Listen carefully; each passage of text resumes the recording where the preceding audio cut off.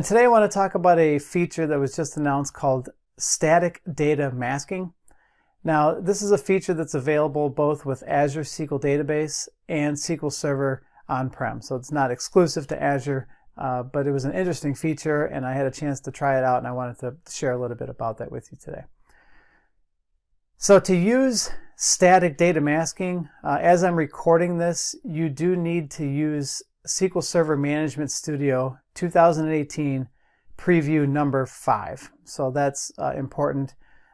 Anything earlier than that, and this feature is not available. It's something that you enable through Management Studio, and I'll show you in just a second here how that actually works.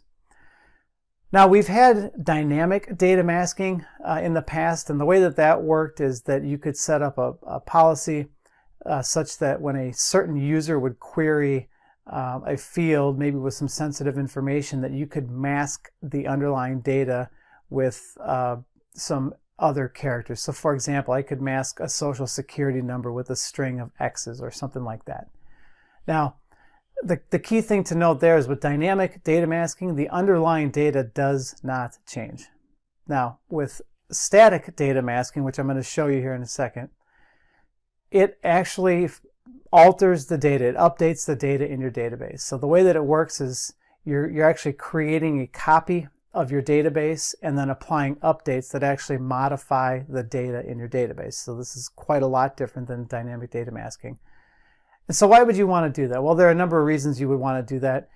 Certainly this is not something that you would apply on your live production database, but perhaps you've got a team that needs to do some performance monitoring, or they need to test some performance improvements on the database, and to do so they really need like the full copy of the live data with all the latest indexes and stats, and sometimes you really need your full database to do that. So you can apply the static data masking to a copy of it such that that team doesn't have access to the sensitive information at all, but they do have access to the full structure and the data volume, etc. And so again, this is an update. This is not some type of encryption that you can decrypt and go back to the original value. So once you've masked that data, it's masked and you can't really change it. So let's take a look at how this works a little bit here. Again, this is implemented through SQL Server Management Studio. And so if you look at this screenshot here, this is something that you enable at the database level. So I just showed you, I'm going to right-click the database and choose Tasks. And then I have an option there, and you can see in my version here, it's marked as a preview of Mask the Database. And on the second screenshot, this shows the configuration box of how you set up the masking. So in this case here, I've just selected one field in one table. And in that drop-down, I've shown the different options you have for how you want to mask that data. The string composite option that I've selected there is actually pretty neat. You can do all kinds of regular expressions inside there. So to do some, you have a lot of flexibility for how you want to actually mask that data.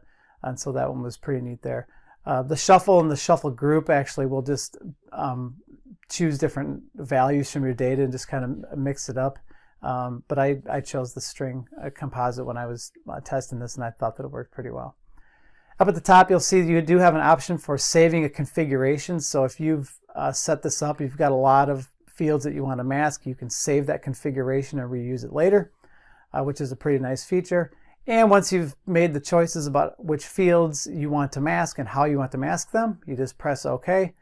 And then it will kick off the process of, if it's on premises, creating a backup and then applying updates.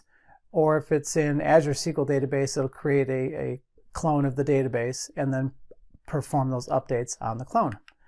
And depending on the size of your database, this could take a few minutes or more because it's actually updating your data. And if it all succeeds, then you'll see this message here indicating that the masking is complete. I hope you found this information useful. If you have any questions about the Azure Data Platform or data warehousing in Azure, please reach out and let us know. Thank you.